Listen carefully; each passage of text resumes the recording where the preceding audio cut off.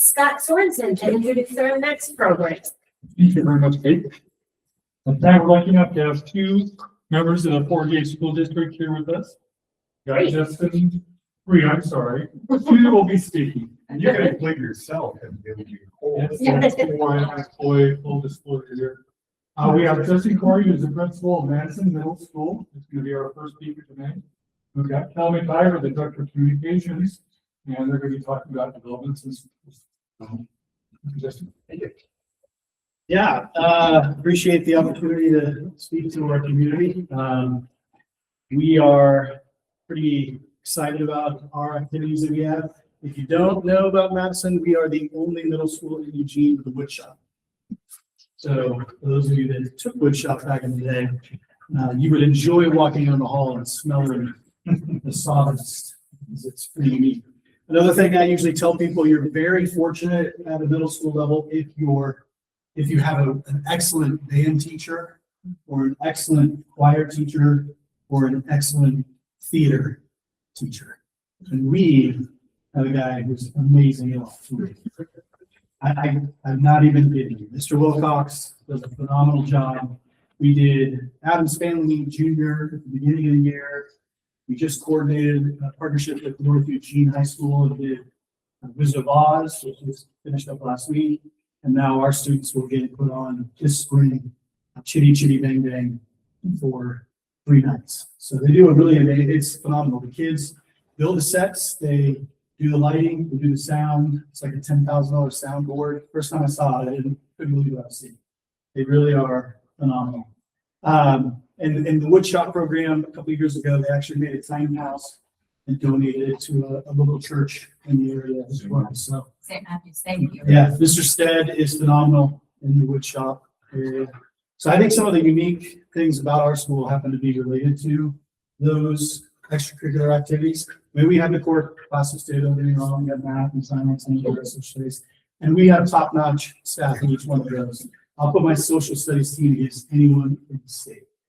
They're phenomenal. And for me, as I guess this is my 20th year in education, 26 were in middle school.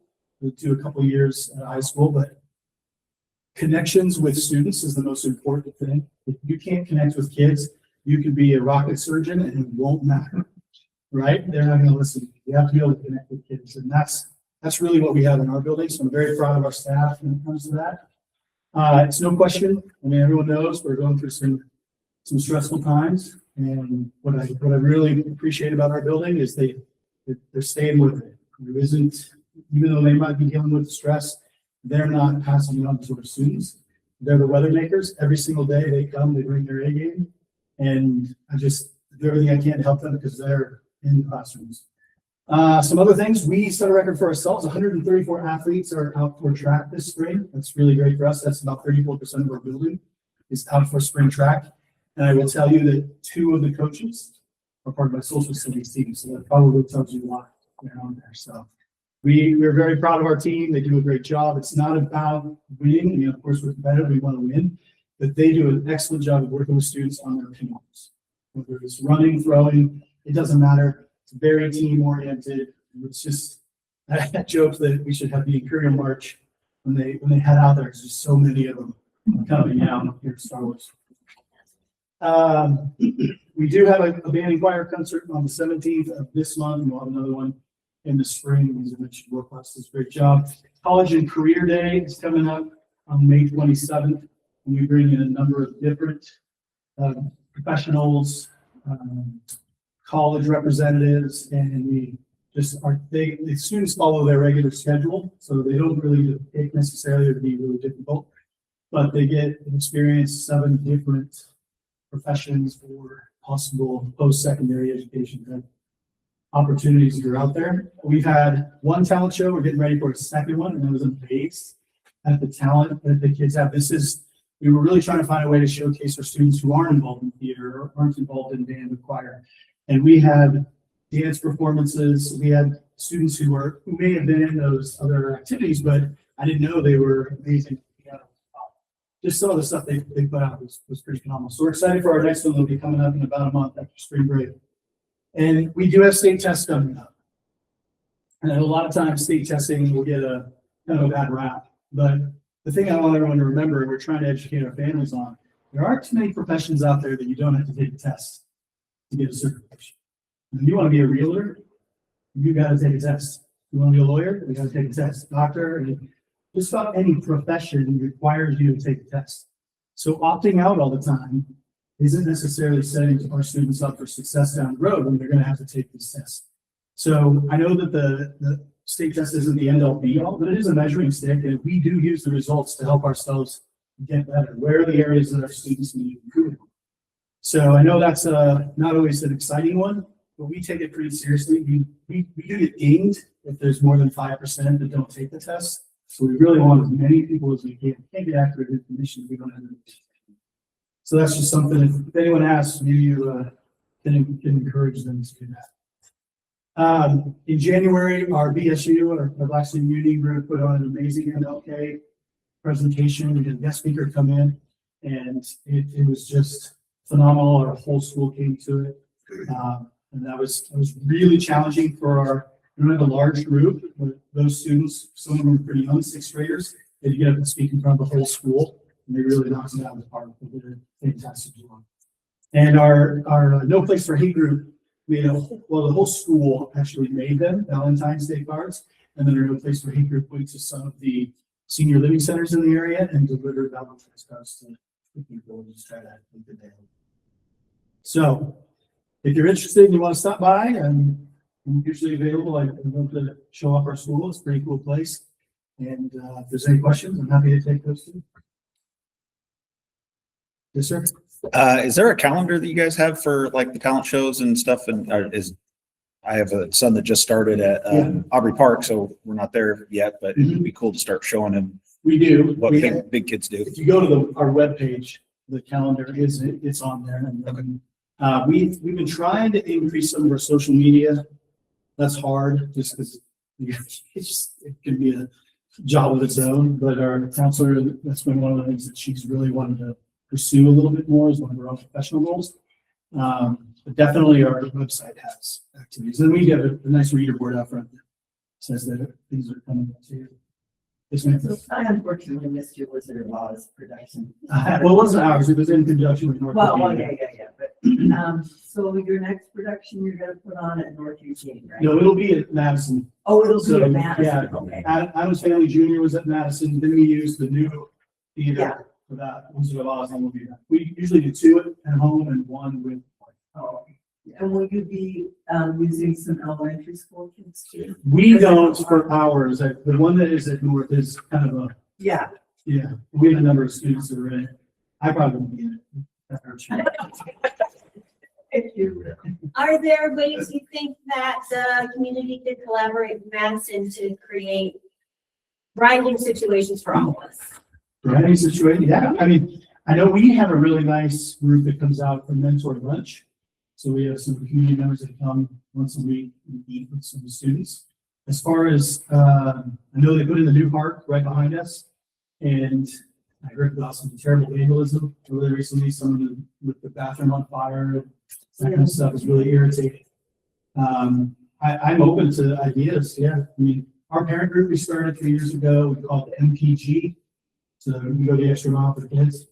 But it's the Madison parent group, and they're still kind of getting the momentum going, but they are really willing to do just about anything they can. Last year we were working at McDonald's and serving, and we got a portion of the proceeds from that. We had like 3.5 cents there.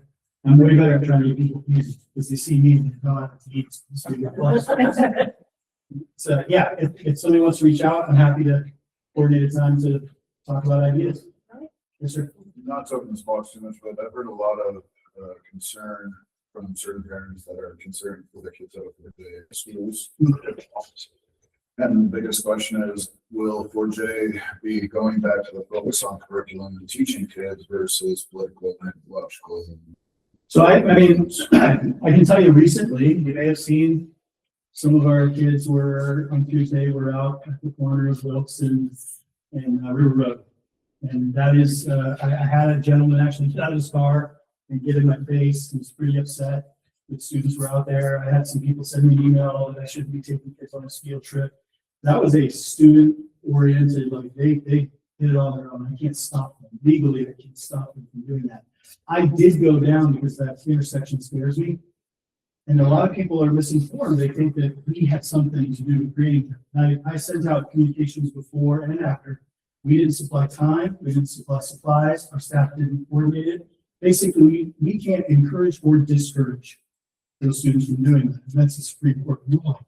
Now, we try to stay very neutral. I'll tell you that the hardest ones are social studies. And then followed by that would be science and health classes. Those are the three most controversial and difficult because you're talking about different geologies. And one of the things I'm most proud about, not just our building, but I believe is true, is the neutrality. Our staff do a really good job of trying to stay in the middle. I used to teach math. It was pretty simple, right? But those other three are really hard. And I think you're right. I think that overall, there's a customer service piece that we got to get back to. It says we want everyone to be part of our schools. We're here for everyone. It's never more apparent than now. If we don't have kids, we don't have jobs, right? So we don't want kids looking at those. We want them to come to us, and we are amazing at what we do. Our teachers are highly qualified. They've done a lot of different professional development, and they care about kids. And I know that that's online. I've seen it on there, but I know that the people I work with, that's not the case. So they really are about serving the students where they're at on the curriculum and doing the absolute best they can do for the kids, the whole child. I tell kids all the time, I'm not just worried about the 3 years you're here in middle school. I want to see you graduate, get across the stage. When only 80%, that's a scary number, right? Martin used to be on top for the grade. Yeah. Sports. Well, scores you got to be careful. Remember, I mentioned anything over 5% opt out counts as a no pass. So if you have a huge number, and you will have some, the high school I worked at in the past, we'd get like 86% would opt out. Well, that means it's like 80% of those are automatic no passes. Is that a valid scoring system? Probably. It's hard to do that. But, so it is tricky. You got to be really careful about some of those numbers. They're not fully accurate on what kids do. And that's where our assessments on a daily basis or weekly basis are probably more meaningful than the week of assess. But it is what we have as a system. It does. We are used to compare other districts. I think it's Senate Bill 141, is it? It's just came out. We're going to be compared against 4 other like districts, and our students will be compared to us. So it is, stakes are high. They really are. And that's a stressful time. But if we can get people to understand we do use results for something positive, it'll help. Yeah. Any others? Yes, sir. How much is your school affected by the staffing reductions? Well, I don't think there's a school that won't be impacted. What exactly and how is still being determined. This is a really big nut to crack in 4J, right? It's like the 3rd largest employer in Lane County, and everything dominoes. And when you're looking at your programming needs, that's the first thing we have to do is look at. Obviously, we have to have math. We have to have such things, science and arts in the sports, which is only made harder because now PE is a mandate. It's kind of like your 5th core class. You have to have that. So you're looking at programming and where can you still make the building function and run and give kids as many opportunities as possible. And that does get tricky. Then you throw in the layer of, well, I've got the ability to use job rights because of the contract, but I'm going to retire and I don't tell anybody now. I tell them in 2 months, and we've already done that reduction. So I feel for HR right now. They are really putting in the work and trying to look through every possible scenario and the domino effect that goes through that. And it is going to take months to really go through. You're talking about such a large number. I remember the stats. It's like 1.5 million a day in staffing costs, and we're cutting 30 million. So you could say, well, just take a furlough, but that just kicks the can down the road to the next year. It doesn't, that cost is still there. And then other people think we're selling the building, right? I just read that. Well, that's a one-time fix. We don't have a building to sell every year, so we can't take $3 million off the bank. Right? So it's challenging. I don't know the exact impact on my building yet. We're still sorting through it. You got to look at all the contracts, who's temporary, who's probationary. There's just a number of things. What's their licensure? It's really complicated, but we're working on it. And nonprofits. Hi, thanks for catching us up. Just, so what's the final, where are we now? I had heard 200 teachers, but no administrative staff? Oh, no, there's been Okay. 3 phases. And each phase, the first phase did work on some of the more administrative level, and then it worked through programming level. And then now, yes, you've heard more recently about sort of the classified and licensed levels. You know, the exact amount, I think the board approved up to 150 teachers. And that doesn't necessarily mean it will be 150, but up to. And we do have a number of, like, for example, I've got some staff that are very, very new. They were just hired. Doesn't mean they're staff members, but they know, they knew. I've had conversations with them in the beginning. They were temporary staffs. And that means Teachers? Or- Mhm, yes. So I've heard the numbers on teachers, but what about administrators or program, people who work in programs that are not directly? So we'll drag you We'll through get that. all of this.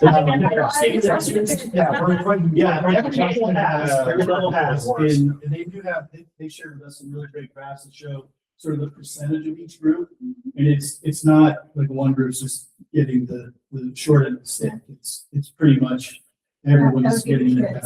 It's all Yeah, teachers. yeah, they absolutely are getting the short end when it comes to that, but it's not it's just coming different time frames. I didn't realize.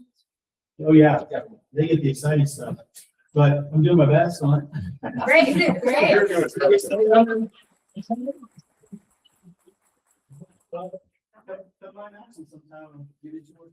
We should do a wood shop for the new schoolhouse. Yeah, well, actually, I talked to Mike Stead today, and they're gonna do some kiosks for the schoolhouse project to start with. So, yeah. Super cool. Bill, thank you, Justin. Really appreciate that. That said, I always encourage our principals to come out to meetings like this. It's important for them to meet and get to know their community, because schools are members of their community. But at the same time, I know that principals like Justin are putting in so much time every day and on weekends. And I hate to ask them to do one more thing, especially at night, because they might otherwise get 15, 20 minutes to spend with their own families. But they're so kind to come out and spend that time. So we appreciate I it. coached 65 high school sports over the years. I'm used to that. So clearly a masochist, right? It's just, he's in it. Well, thank you all for having me again. My name is Kelly, and I'm the communications director with the Eugene School District. And our superintendent, Dr. Miriam Mickelson, is here with us tonight. So when we get into some of those pieces, we're going to touch on our budget. I am, because you've heard a lot of great information tonight. I'll try and kind of keep us briskly through this. So I'll do a lot of this to have advancement, and I appreciate your help.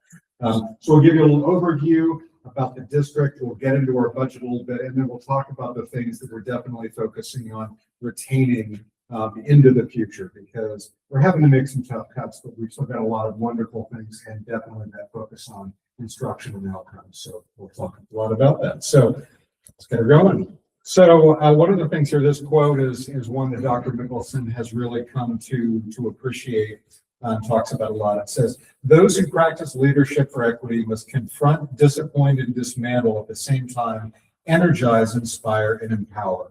So what we're trying to do is, the equity piece for us means all the kids in our district get a fair shake. Everybody out there, no matter what kind of background you come from, we're going to be giving you our best. We're going to try and make sure that you're all reaching the same high standards. And that takes doing a lot of change. It takes confronting the things that aren't working, disappointing folks with things sometimes that we have to take away and take apart. But at the same time, we need to keep the energy levels of our staff and all the excitement of our students and families up as we try and move people into the future. So our mission: students are the heart of everything we do. Our focus is on equity, again, making sure that every student has a fair shake, every student has access to achievement and experiencing the things in school that we offer. Excellence, we want to make sure they are prepared for life after school, and of course, a safe environment, which is so important these days. We want to make sure we have that supportive environment where all students excel and feel like they belong.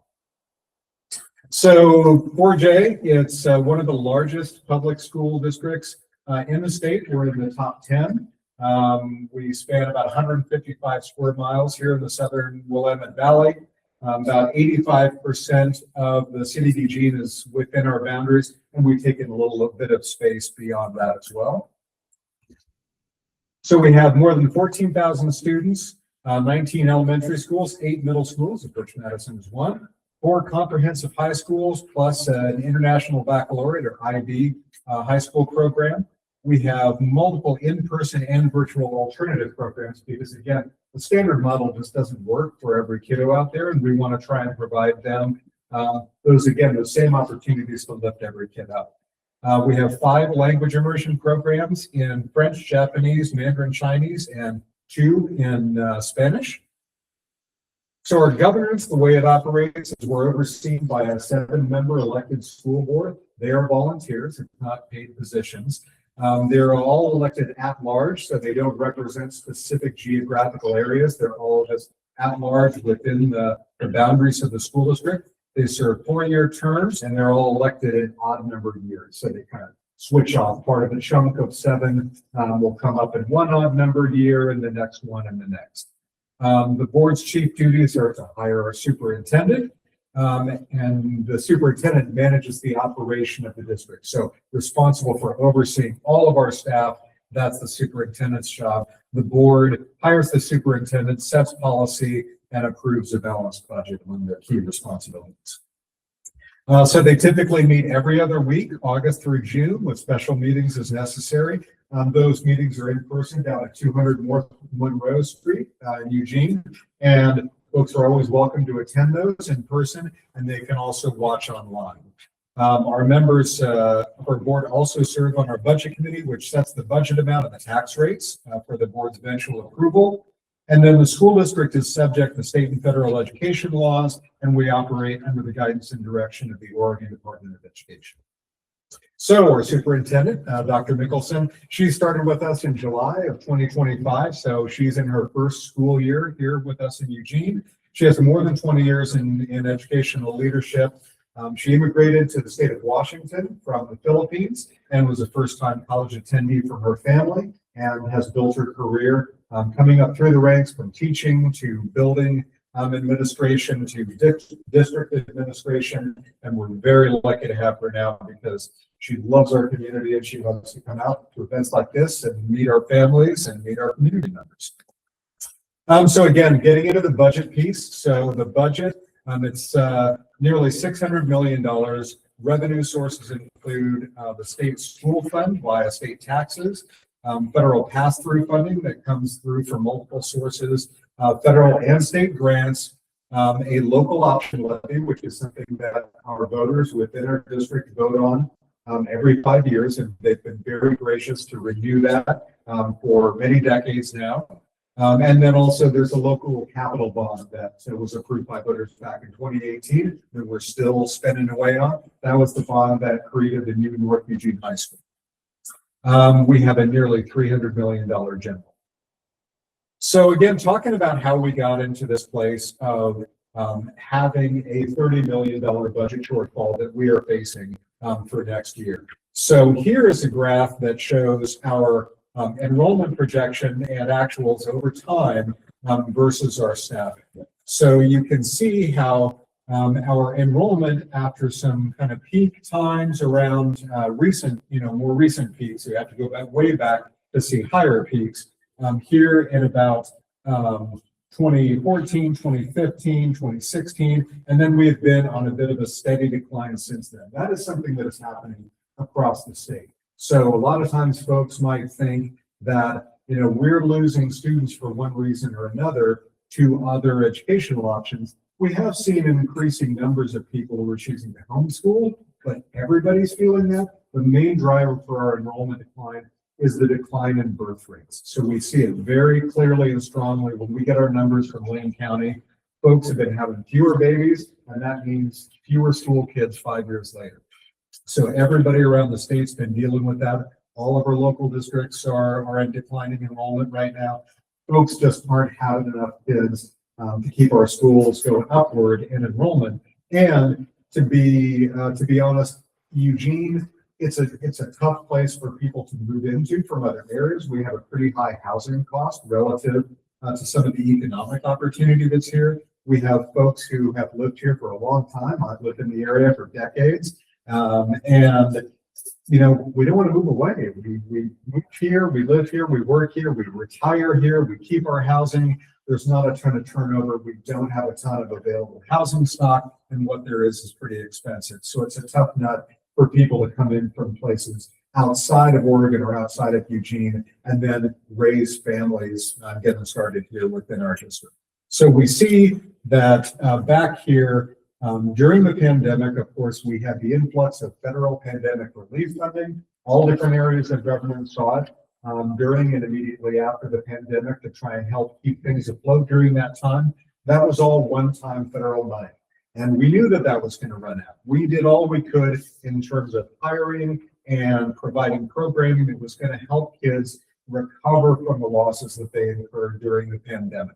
Well, what happened when that federal funding ran out is there's no way with our steady ongoing funding we get from the state, which is gradually declining because we're paid on a per student basis from the state, that's going down as costs continue to go up. So the cost of employees, insurance, just the things we do all the time, like electricity, gas, like anybody else, those things have all gone up while the revenue we get goes down. We lost that big one-time funding from the federal government, and then we have very high staffing numbers with not the ongoing revenue to support it. And there is the problem that we have with needing to do that $30 million cut, about 10%, again, of that general fund budget that we're looking at for next year. And it's painful, but it's necessary. We have to live within our means.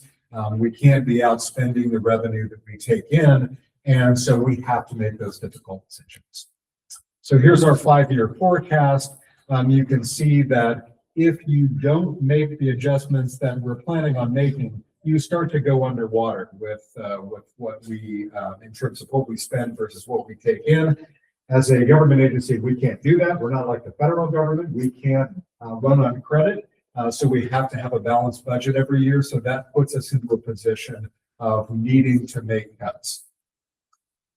So the reality is, we've got those multiple pressures converging with declining birth rates, rising student needs, increasing salary benefit and retirement costs. The PERS system is something that each local government entity has to pay into, and 4J is no exception. And so as costs go up there, our costs go up as well. So again, federal COVID relief dollars have ended, and we got to have that alignment with our long-term finances that come in. So as was mentioned before, Dr. Mickelson and her staff and the board have approached this in a 3-phase plan that is taking the budget shortfall one chunk at a time. So the first phase that was introduced back in December, reductions of about 2.3 million. This included a massive cut at the executive level. So again, that administrative level at the highest level, cuts there, also cuts to professional development, and then reductions in all kinds of things like discretionary budgets, our technology subscriptions, and professional service contracts. So that was 2.3 million of the 30 million. Phase 2, that included cuts to our online programs, a lot of administrative consolidation, so more administrative cutting there, some cuts to our primary district-wide career technical education program. CTE will still continue in our district. It'll just be, rather than in the way that it's been delivered with the CalC program, it's going back to the schools. So the schools have had CTE programs. They'll continue to. We just won't have some of the same district-wide approach that we have used in recent years.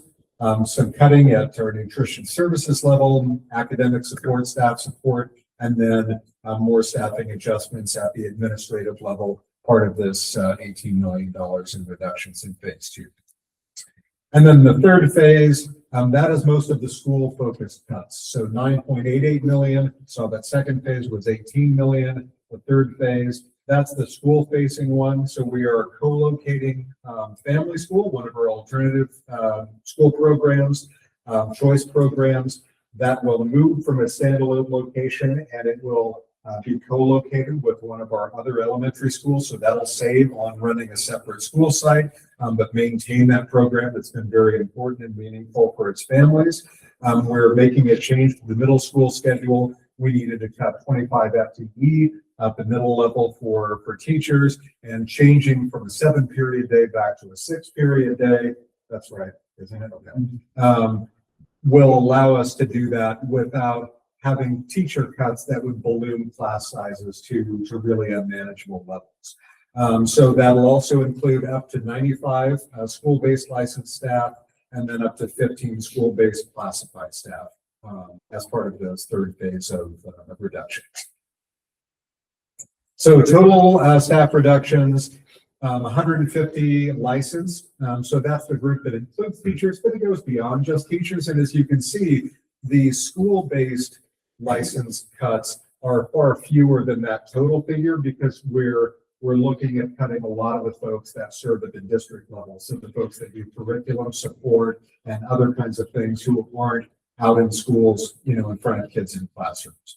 Total of 85 or 87 classified staff, 32 folks at the unrepresented administrative level, for a total of 269. And of course, as you can see now, I'm not sure if we've got a slide. Let's go ahead and move ahead and see if we get one. Okay, so try to remind me of the proportional figures.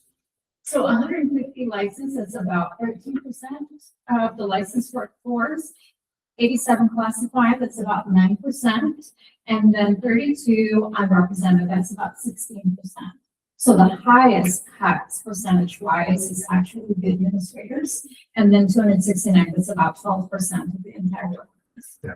So, you know, we always hear from people, it's very understandable. People know that teachers are the folks who are delivering education to kids. They want to maintain our, you know, class sizes, which have been among the lowest in the area for a very long time.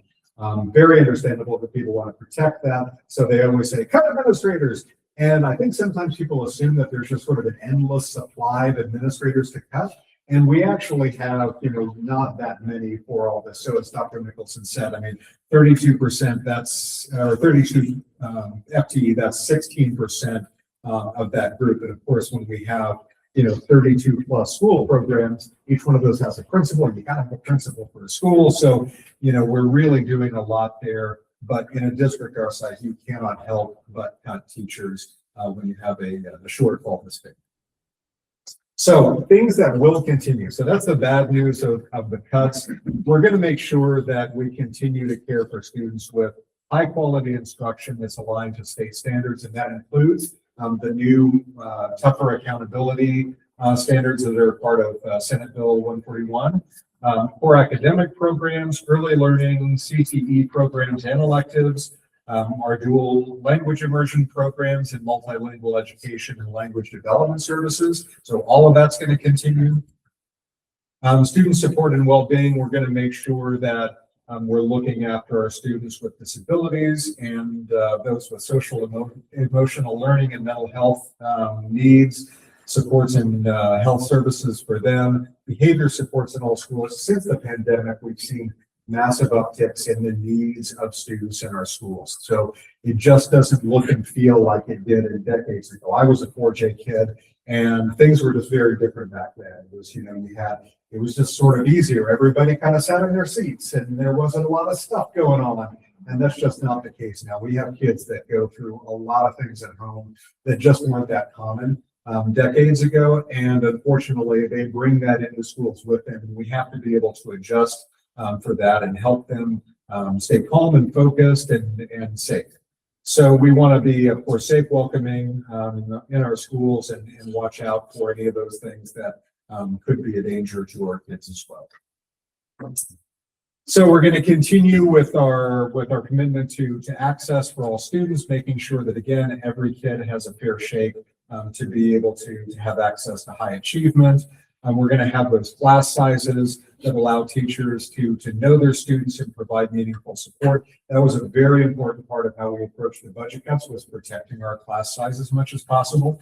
We're going to continue to have free meals for all students. That's a really big deal because for a lot of our kids, the core nutrition that they get in any day is in our schools. So a lot of them are not having breakfast at home. They may not even have dinner at home. So the food that they're getting in schools is the nutrition that they're getting. And of course, we're going to stick with having access to enrichment activities, athletics, clubs, and extracurriculars. That's super important to our community, and we appreciate that. For a lot of us, you know, the things that we remember fondly about school were those things. Those were the things that hooked you as a student. And for a lot of us, that made a difference about what, you know, profession you went into, or the things that really excited you in life. And we know that, and we want to continue that. Family support and engagement. That's super important to us. We're going to continue with that, and we're going to continue supporting technology access. Also, some of our educational initiatives, and this gets at, you know, the things that you were talking about, that focus on instruction. The superintendent is convening a committee to analyze and improve our high school graduation rates.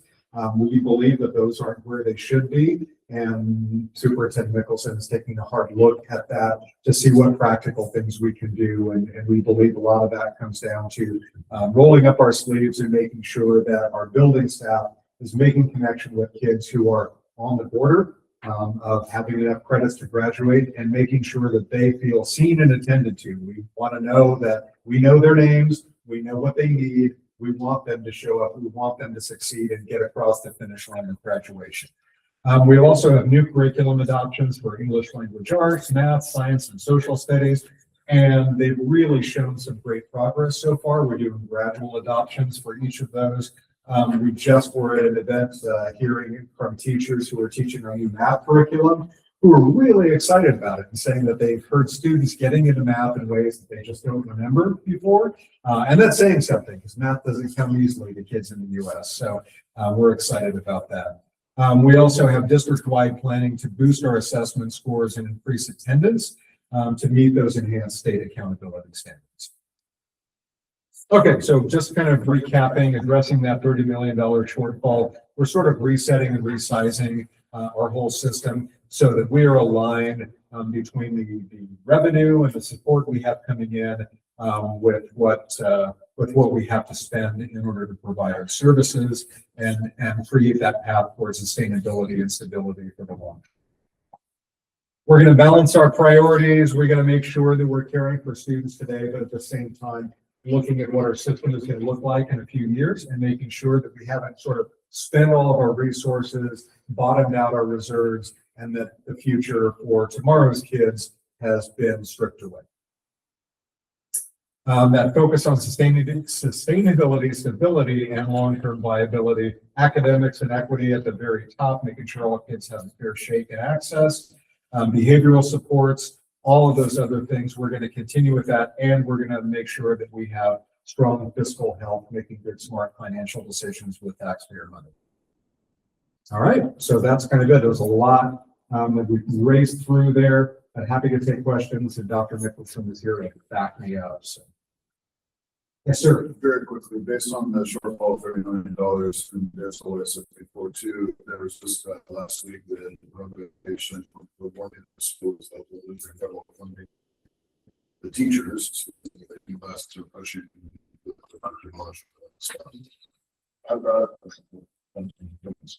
Yeah, so there's, you know, that's been one of the things that, you know, obviously here within the last year plus is we've had a changeover in the federal administration. And their approach to the federal Department of Ed, there is, you know, really they're trying to affect a change there. It's again, we're going to protect every kid to make sure that they're getting their fair shake. And you can look through and you can see, you can see it in our curriculum, you can see the things that our teachers teach. We're not teaching ideology things. I know that that's a thing that kind of comes up a lot as kind of a common point. People just assume, especially here in Eugene, you know, must be a bunch of liberals and you must be teaching a bunch of ideology stuff. We're really focused on the curriculum piece, you know, and it's a lot of what kids are getting. The thing you Justin mentioned, his students, and we've seen this at other schools, they get organized with their own things and they do these walkouts. And as Justin said, we're limited in what we can do. We can't bar them in, we can't stand in their way. they're taking that on their own, and that's something they're getting at home. They're getting that in their social circles and the things that they're interested in, the things that they, think that it's going to be effective for them to, make change in the world if they go walk out of school. But that's not something that's coming from, from our classrooms and our teachers. They're there to make sure kids are safe and seen in schools, but they're there to focus on what they're teaching. And so, we stay focused on that. And we're not worried about losing funding because of that, because we know we're doing the right thing. Sports is just making sure that they're not. Yeah. I mean, again, we're making sure that kids are looked out for, and then we're sticking to what we teach, which is, the academic piece. But again, our teachers are there to make sure that, students feel like they belong in schools, that they're not being picked on or singled out, or that they are not being given opportunities because of their background or their family's background. Yes.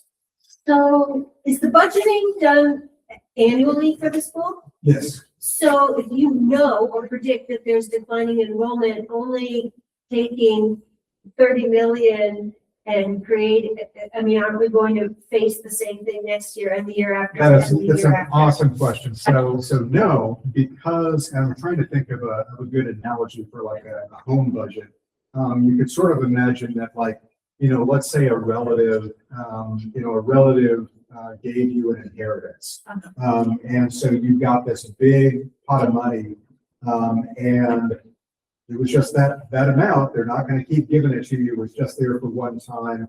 And how you spend that, once it's gone, it's gone. And then now you've just got to live on what you bring in from your job. That's kind of where we're at. So we've spent the inheritance money, and we did, to try and keep the services as high and as good as possible, during and right after the pandemic. But when that money's gone, you've got to take back. If you decided, okay, I'm gonna, start paying for a new car and a vacation house or something like that. Well, you can't afford those anymore. So you kept those things back, and then now you are aligned more with what your regular income is. So we won't have that big hump going on in the future because we're cutting those ongoing costs. That's the staffing. And that's why things like furloughs aren't really effective.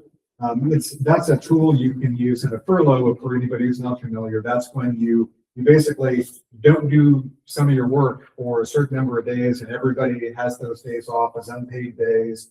And then your budget is less for that year because you didn't have to pay those people out. Well, that doesn't fix anything for next year and the year after that, because we're a school, we got to teach kids. So we have an obligation to make sure our instructional hours are what the state asks them to be, and do the right things by kids. So furlough's not effective, and we got to make those adjustments so that our staffing matches the revenue that's coming in. So when we take care of this chunk, that'll really do that job. And then it's just a matter after that of making sure that, like, little blips and dips are taken care of, and that we're just going to have to keep tweaking into the future regularly, because we just don't see a change for that slow, steady decline in enrollment with slow, steady increase in costs.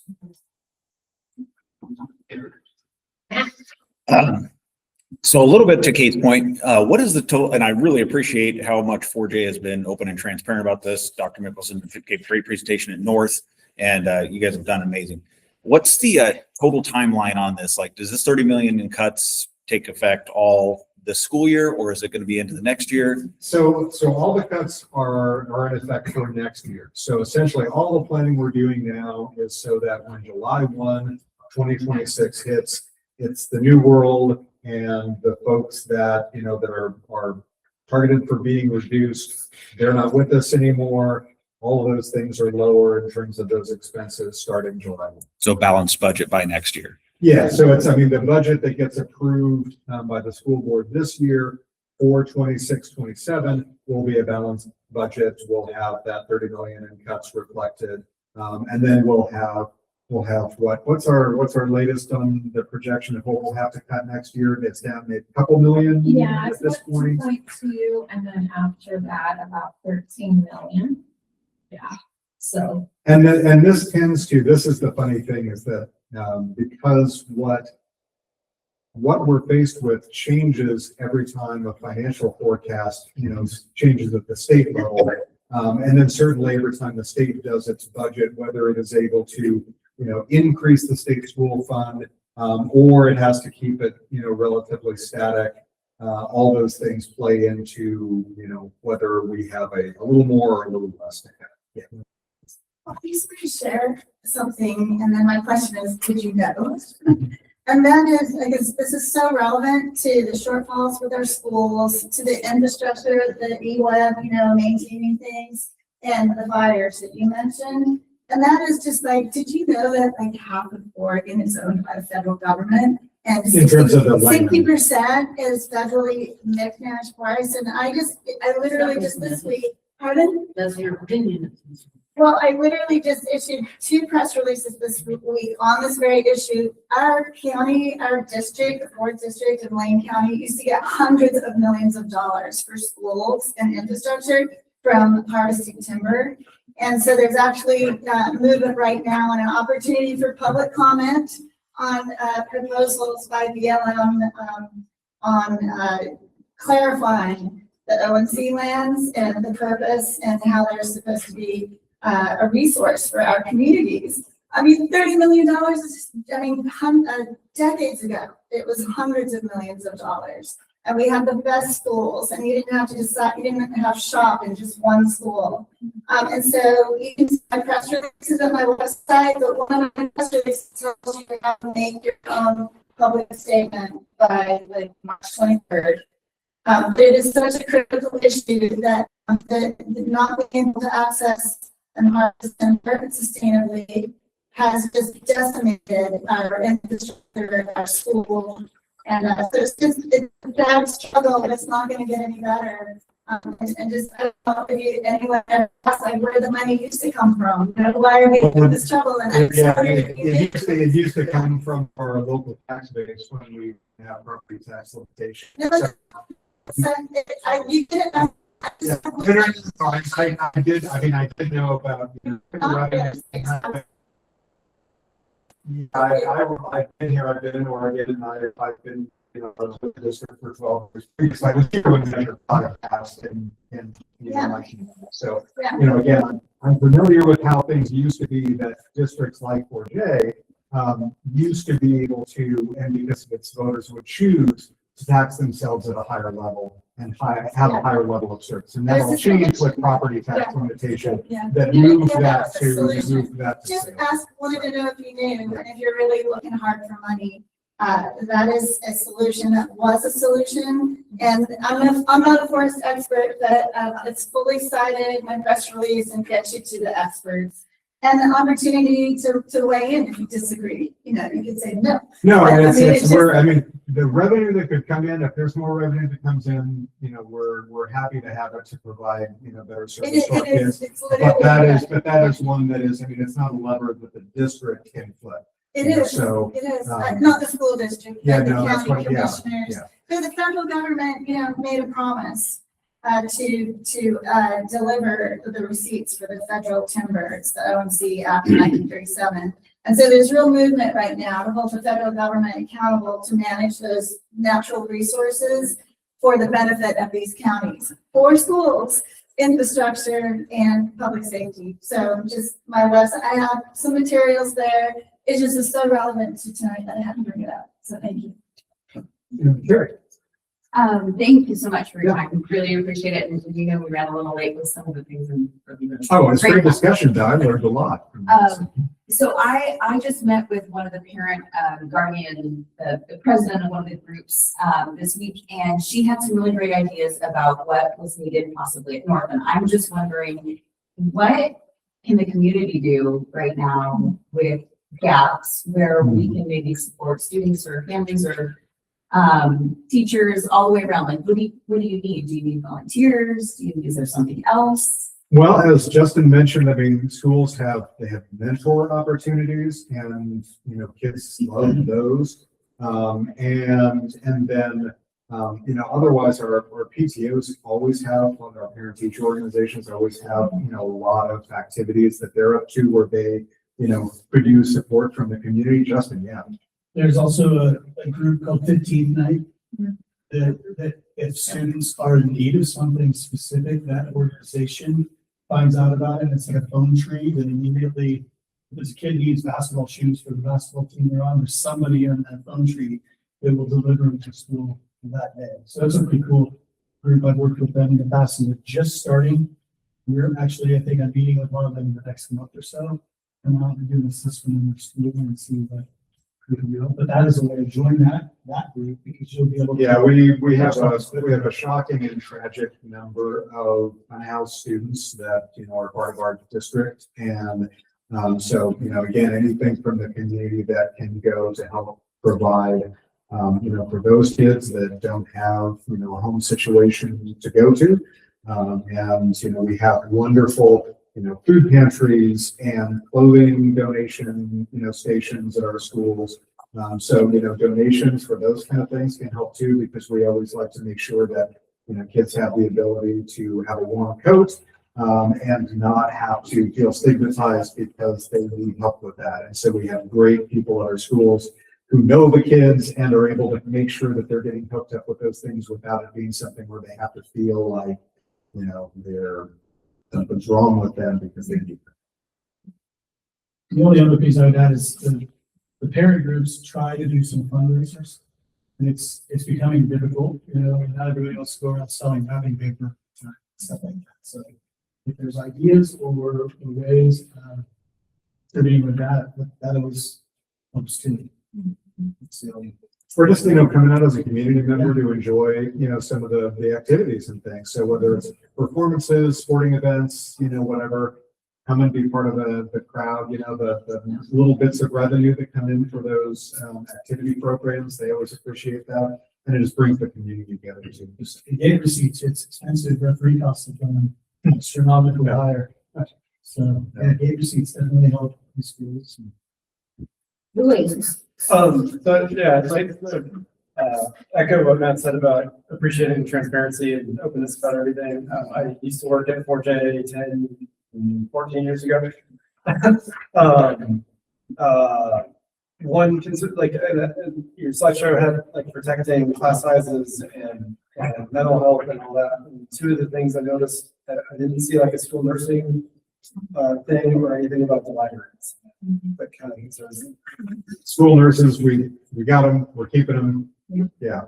Yeah, and same with libraries. Yeah. Yeah, to the very best of our ability. So if there are any cuts to our library staffing, for example, that's a big if, because as Justin said, we're still figuring things out. It will most likely have to do with enrollment. Yeah, because any staffing adjustments, we're trying to balance enrollment with staffing. So that will be the reason, because we put building impact at the very last phase 3. We're looking at everything else before we cut services that directly support our students. Yes, sir. With more children per teacher, there's a program called Structure of Intellect, SOI, that was no longer functioning, but it assessed each child's learning ability style and then had very specific techniques to build their weaknesses and their strengths. And with rote information in classroom, you've got 30 kids that are all watching the same linguistic symbols, but only a certain percentage will actually process what that symbol says. How does 4J internally address that? Do you have programs, if you are familiar with Structure of Intellect, if you're working those types of I'm not, programs? because I'm not an educator, thank goodness, but we have folks who are that, I know that for the folks who are involved with it, the disciplines of, language arts instruction, I know that there are programs that may not, I don't know exactly what the pedagogy of SOI is, but there is a variety of things that are in use that, that address what are the different ways that minds, little minds interpret those things and can learn them better. So it's sometimes a balance that some people get it better from a written form, some better from a verbal, from a recitation, some from movement related things, some from stories, so they definitely approach that. I'm not sure.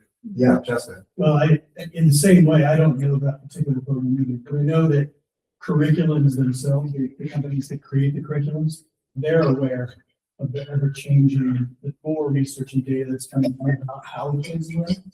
So they're packaging stuff that comes to schools in such a way that gives them multiple options to choose from. We actually just did a PD yesterday with our staff on AI. I know it sounds a little scary, but there's some pretty cool programs out there in the tech world that'll take a PDF and automatically change it to any language you want. So if a student doesn't have, say, English as their native language, they can still access the content and material and the points of the instruction because they can have it switched in under 10 seconds. It's pretty phenomenal. I'm sitting there going, what is happening? Where's the cybernetic systems? The districts that harness AI are going to be the ones that survive. Well, and then we talked about that yesterday in our PD, that we actually would be helping. It's kind of like the calculator argument from 40 years ago, right? Like, we can't use calculators. Yeah. Right? You want to learn how to use the concept. Yeah, a slide rule or but you got to use the technology, and AI isn't going to go anywhere. So we're actually doing our students a service which aren't starting to integrate it into what we do. But it's phenomenal, the programs that are out there. And Justin Huntley, who's one of the tech guys in town, he came out and gave a presentation, and I was just like, this is blowing my mind right now. My grandpa just passed away. He's 105. And I got like 14 emails a day from him, you know, to see somebody that walking home, his favorite thing was to watch like banging away on horseshoes. That was his favorite thing to do as a kid. And then he's sending emails. I just can't imagine. This technology is growing faster than any other tech in history. It's going to be there. So you're right. If we aren't using it, we're going to be behind. So we're actually trying to. How can we help kids? We get interventions twice a week. We're pulling specific students who need specific skills. We're hoping the curriculum will align with, along with that AI stuff and help us serve kids. And that's the great thing about having experienced teachers, in the classroom, which we're blessed to have, is that they do know their students. They do know which ones learn in what kind of ways, because they've worked with them day in and day out. So they're going to what to watch for in those, the assessments and things that Justin mentioned, where they're able to break down and see, Johnny was, he struggled on this part of things, but did well on this part. And then what do we need to do to bring that up? And based on what they know and how Johnny learns, they've got a better, chance of doing that. So that's a benefit of having experienced teachers. Any other questions? One last anecdotal comment that if you guys, the technical programs, put a lot of weight in those, please. Like those got cut partway through my schooling, and they were huge. I don't think without those I would have graduated. So they were what drew me into school. Some people at sports, for me it was this tech stuff. We try to find a hope for every kid. Yeah. All right. Thank you so much. Thanks for your time. Appreciate it.